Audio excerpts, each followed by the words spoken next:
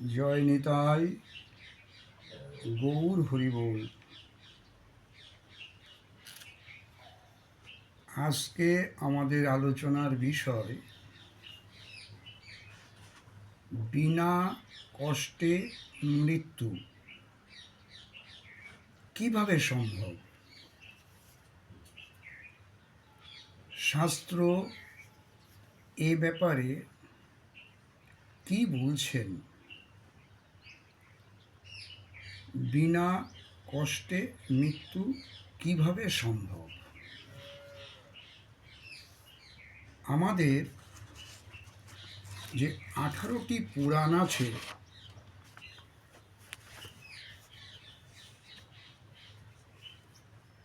মহামুনি ব্যাসদেব কৃত, তার মধ্যে একটি বিশেষ পুরাণ পদ্মপুরাণ।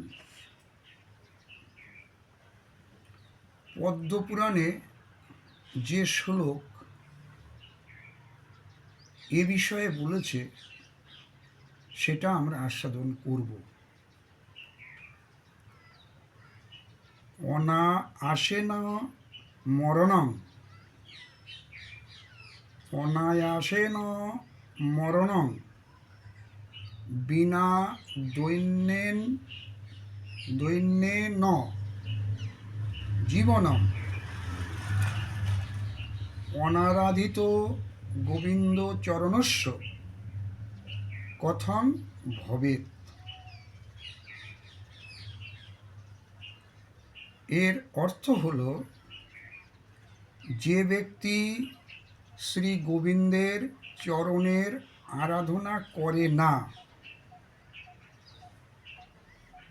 তার বিনা কষ্টে মৃত্যু, দারিদ্র্যহীন জীবন কেমন করে সম্ভব হতে পারে? তাহলে গোবিন্দের চরণের আরাধনা যারা করেন না, তাদের বিনা কষ্টে মৃত্যু হওয়া অসম্ভব এবং দারিদ্র্যহীন জীবন সেটাও অসম্ভব। এ বিষয়ে শ্রীল বৃন্দাবন দাস ঠাকুর মহাশয় কৃত শ্রী শ্রী চৈতন্য ভাগবত আদি খণ্ড 6ষ্ঠ অধ্যায় 136 থেকে 140 নম্বর পয়ারে কি বলছেন? অনায়াসে মরণ জীবন দুঃখ বিনে কৃষ্ণ সেবিলে সে হয় নহে বিদ্যা ধনে। কৃষ্ণ সেবিলে সে হয় নহে বিদ্যা ধনে। কৃষ্ণ কৃপা বিনে নহে দুঃখের মোচন। থাকিল বা বিদ্যাকুল কোটি কোটি ধন। যার গৃহে আছয়ে সকল উপভোগ, তারে কৃষ্ণ দিয়াছেন কোনো এক রোগ। কিছু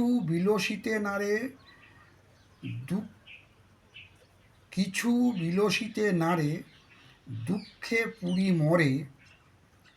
যাহার নাই তা হইতে দুঃখী বলি তারে।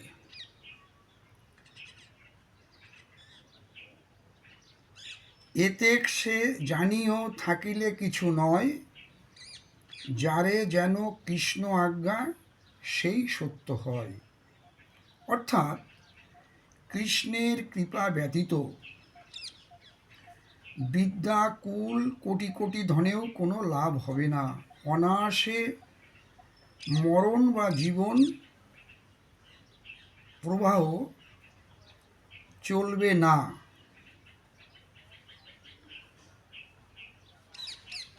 এমনকি বহু অর্থ থাকলেও বা বিদ্যা থাকলেও কোনো লাভ হবে না। কৃষ্ণের কৃপাতেই সব কিছু সম্ভব। তাহলে পদ্মপুরাণ এবং শ্রী শ্রী চৈতন্য ভাগবত থেকে আমরা জানতে পারলাম বিনা কষ্টে মৃত্যু কিভাবে সম্ভব এবং দারিদ্র্যহীন জীবন কিভাবে সম্ভব। ভিডিওটি ভালো লাগলে আপনারা লাইক, শেয়ার, কমেন্টস করবেন। কিছু বক্তব্য থাকলে তাও জানাতে পারেন। আর এই কৃপা রাখবেন এই অধমের যাতে একটু কৃষ্ণ ভক্তি হয়। আমি বড় কৃপাহীন, ভক্তিহীন, সাধনহীন জীব। আপনারা কৃপা করুন যাতে ভগবানের কৃপা পেতে পারি।